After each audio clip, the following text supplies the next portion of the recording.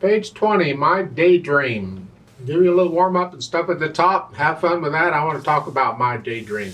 The idea they're talking about with these little arrow thingy, the curved arrows, is sort of what your wrist is doing. Because when you transfer weight from note to note, finger to finger, let's look at the beginning of this piece here. My Daydream in the right hand, you're here. When I transfer the weight here to here down, up, it makes the wrist kind of go in a circle. And it happens by itself. I don't make it happen. I just let the wrist do whatever it wants to do. All I'm doing is transferring weight from this finger to this finger. And then here, and then here. And then I'm transferring weight back. And it's just going here, and the wrist just kind of does its thing.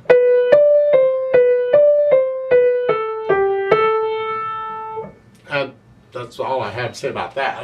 You ought to do it in both hands, really. Make the hands mirror each other when you do this. Here. Don't worry about the notes. Don't worry about what it sounds like. You're just...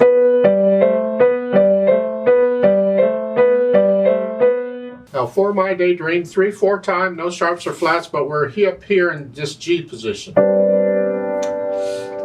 Right hand first, quarter notes. 1, 2, 3, 1, 2, 3, 1, 2, 3, 1, 2, 3, 1. Remember, down at half note gets 3/4 notes, okay. And that's really about all it is. Over on page 21, third line down, at the end of the line, the last two measures. 1, 2, 3, 1, 2. And they say wrists float off. It's their way of saying it. I say just lift up and the wrist leads it. Just here and leads it. You're down and the wrist just leads it. 2, 3. Then the last line. It's the same thing at the end of the piece, the last measure. When you're done with it, the wrist leads it off. 1, 2, 3, off. So when you're done, the wrist comes up too. Keep a nice, loose, relaxed wrist. Left hand, you're starting up here. 1, 2, 3, 1, 2, 3. Isn't this fun? Oh boy. And that's about, the left hand gets to do it. And over on page 21, the third line down in the last measure, remember the wrist is leading up. Both hands are going to do it together. Isn't that nice? Put the hands together, what do we have?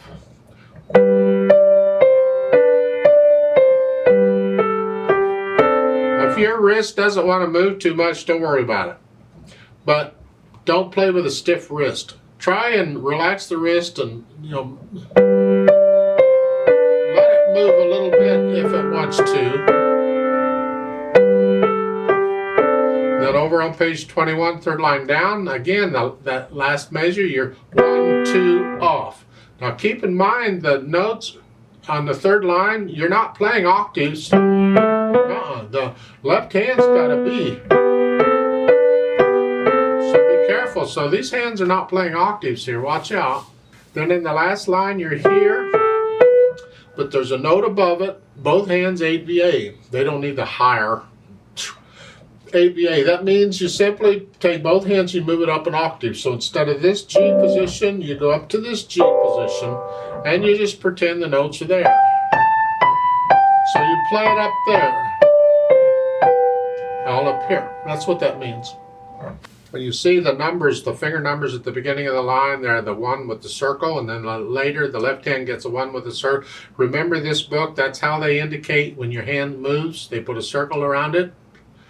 It's not, music typically wouldn't do that. You might get a 1, but you won't get a circle. You just have to know, oh, I moved. Okay. Now, add the articulation. There's really no articulation to speak of. It's all legato. Just connect it. Now lift up. In the right hand. The right hand here. Play the left hand legato here. So at the last of page 20 there, lift up the right hand but not the left. Then at the top of page 21 in the third measure, both hands get a slur. So now you lift up both hands. And again, like so. And that's really all the articulation they really give in this piece. Now watch out on the third line on page 21. They give you a slur for the right hand. They don't give you anything for the left hand. I'm going to go ahead and tell you, go ahead and pretend there's a slur over the left hand too. Slur them both, connect it. I don't know why they didn't give you a slur there. In my opinion, they should have. Maybe it's an error, they overlooked it or whatever, but go ahead and slur the left hand. The problem is if they don't give you a slur or anything, you can do anything you want. I could play those staccato if I wanted to. I could some legato and some staccato. It's entirely up to me and how I want to interpret it if they don't tell me anything. So go ahead and play it like there's a slur over the whole thing. Dynamic wise, it says moderately soft. That's the right hand. Decide what that is. Sort of soft, yeah. Keep the left hand very soft. We want to hear the right hand.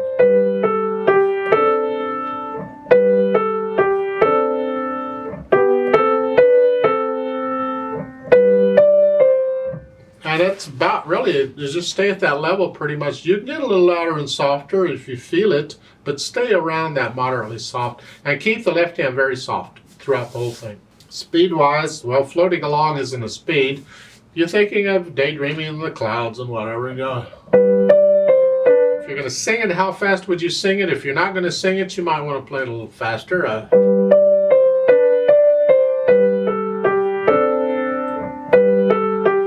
Whatever. Keep in mind on page 21 at the end of the third line, going into the fourth, you got to move. You get one beat to do it in. So the end of the third line here, then you got to move. Well, what I suggest you do is first, during that one beat at the end of the line, move the right hand up because it's got to play. Then as it's playing, then you can move the left hand because it's easier to move one hand at a time if you can. That way you're only focusing on it and then you can move the other.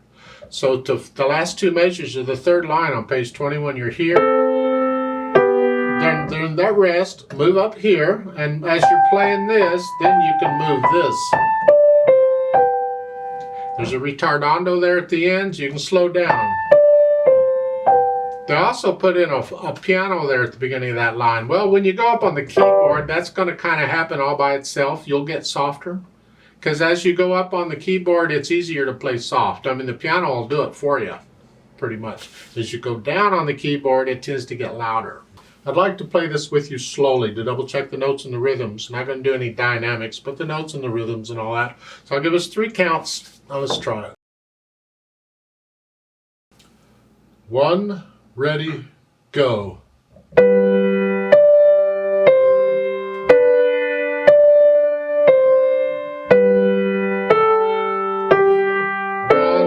2, 3.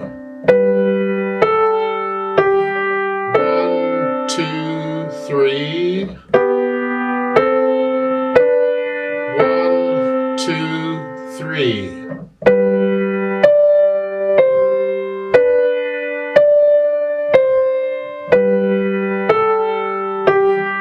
1, 2, 3.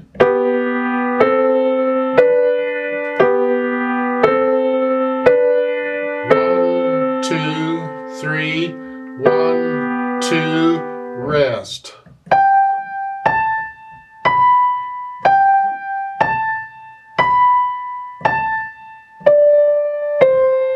1, 2, 3, off.